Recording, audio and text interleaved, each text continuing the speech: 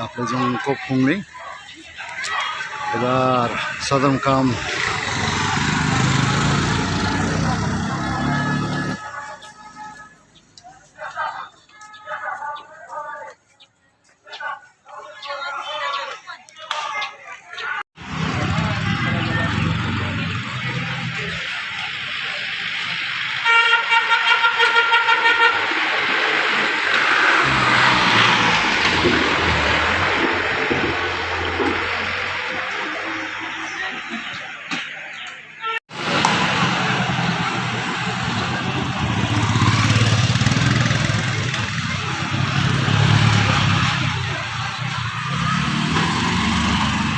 ल अब भने पुरानो बजार सुरु भयो। यो फुङलिङको पुरानो बजार चाहिँ अब सुरु भयो है। अघि चाहिँ यो नयाँ निर्माण भएको पछि यो कति सालमा चाहिँ आगलागी 72 साल 73 सालमा आगलागी भएर चाहिँ नयाँ उताको नयाँ देख्नुभयो र यो चाहिँ पुरानो बजार।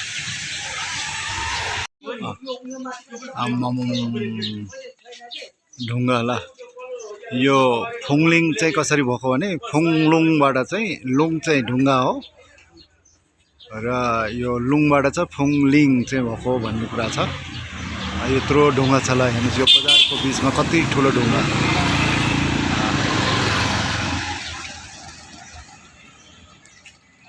माथिल्लो बाटो, यो पुरानो बजारभन्दा माथिल्लो बाटो र यसलाई चाहिँ यो जडीबुटी चोक पनि भनिने रहेछ। यसलाई न्यू रोड पनि भन्छ अरे, जडीबुटी चोक न्यू रोड चाहिँ यो नयाँ बाटो भएर होला हैन, न्यू रोड। अनि यो फुङलिङ चाहिँ कसरी नाम बसेको भनिदिनु न।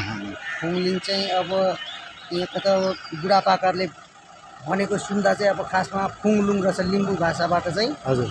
फुङ भनेको अब फुल, लुङ भनेको ढुङ्गा अथवा कहरामा चाहिँ फुल फुल्ने भएर यो फुङलुङ रहेछ। तर अब क्रस हुँदै पछाडि चाहिँ फुङलिङ भएको रहेछ भन्ने चाहिँ कुरा छ।